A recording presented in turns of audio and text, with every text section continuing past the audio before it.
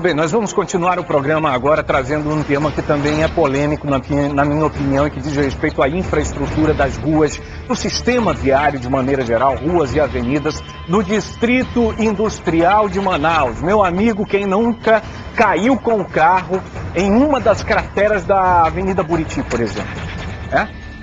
Aqui, a imagem fala. O prejuízo é enorme. Prejuízo para as empresas que operam o transporte, que operam a logística, prejuízo para os donos, os proprietários de carros menores, que acabam tendo que desembolsar muito dinheiro, principalmente com a manutenção dos amortecedores, das molas, a suspensão completa do veículo, que no meio dessa buraqueira tende a quebrar.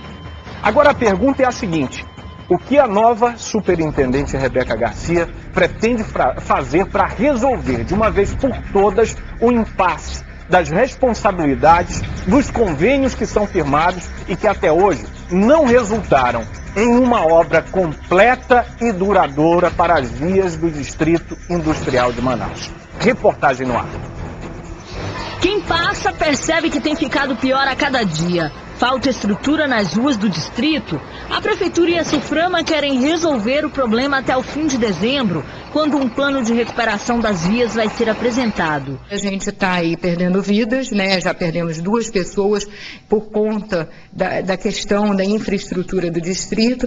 Nós estamos perdendo investidores que, quando chegam aqui, encontram o polo industrial do jeito que está, não é nem um pouco atrativo para essas pessoas que ainda não estão aqui. E nós estamos perdendo também algo que tem sido muito significativo para a economia do nosso estado. Nós estamos perdendo produção. Esse é apenas um dos desafios da nova superintendente da Suframa, que assumiu o compromisso de melhorar também os salários dos servidores. E isso já está em pauta no Ministério do Planejamento. Outra preocupação é com os PPBs, os processos produtivos básicos das empresas instaladas no Polo Industrial de Manaus. Para a nova superintendente, é preciso avançar nas discussões.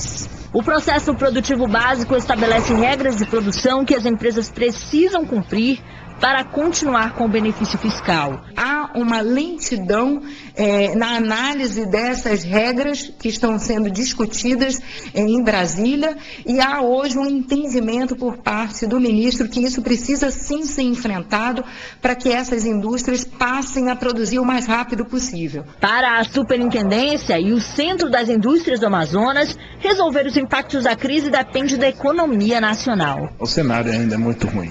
A gente não tem expectativa de melhoria porque nós não temos notícias por parte do governo federal de medidas a serem implementadas que nos levem a ter esse otimismo de pensar numa retomada. Até agora, 24 mil pessoas foram demitidas do Polo Industrial de Manaus. Além disso, algumas indústrias deram férias coletivas devido à baixa produção. Olha, é aquilo que a gente fala, a expectativa não é das melhores com 2016 no âmbito da indústria, e isso faz todo sentido.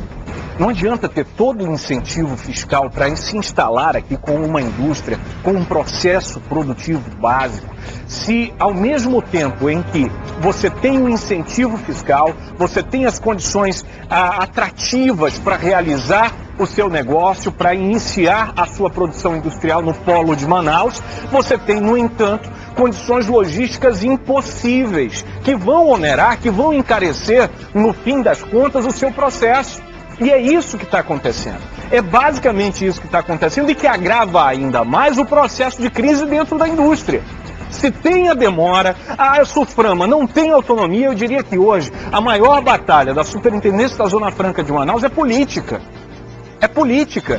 Nós precisamos que a bancada amazonense faça realmente uma pressão e faça com que o governo federal entenda que a Suframa precisa de autonomia. E quando a gente diz que a Suframa precisa de autonomia, essa autonomia se reflete na capacidade de resolver problemas tão básicos como esse que a gente está mostrando aqui no sistema viário.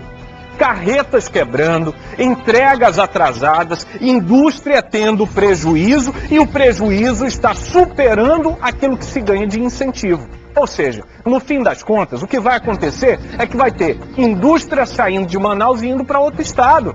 porque não é mais atrativo produzir aqui, em condição de crise, com um sistema viário completamente sucateado, porque essa é a realidade, com uma superintendência sem autonomia nenhuma para poder de decisão, e o pior ainda, o pior de tudo isso é que essa logística complexa para enviar tudo aquilo que é produzido no polo industrial para o restante do país encarece e encarece muito a produção industrial. Ou seja, no momento em que o governo federal fez lá a sua bandeira, empunhou a falsa bandeira de apoio à Suframa, no que diz respeito à prorrogação dos incentivos fiscais, ao mesmo tempo tirou da própria superintendência a autonomia e a capacidade de resolver problemas tão básicos quanto esses que a gente está mostrando aqui. Era para ser o melhor asfalto do Brasil, o asfalto da superintendência da Zona Franca de Manaus. Era para ser o melhor sistema viário do Brasil, no que diz respeito à sinalização, porque nós temos as maiores empresas aqui. Então não justifica que tenhamos o pior asfalto, as piores condições de logística que a gente está apresentando aqui diariamente. É um verdadeiro absurdo e, como disse, precisa de vontade política para se resolver. Em 2 anos que o Brasil está nessa crise, que a crise mundial está atrapalhando tudo aí, que todos nós estamos sofrendo tudo isso. Há 10 anos eu trafego por essas ruas aí, há 10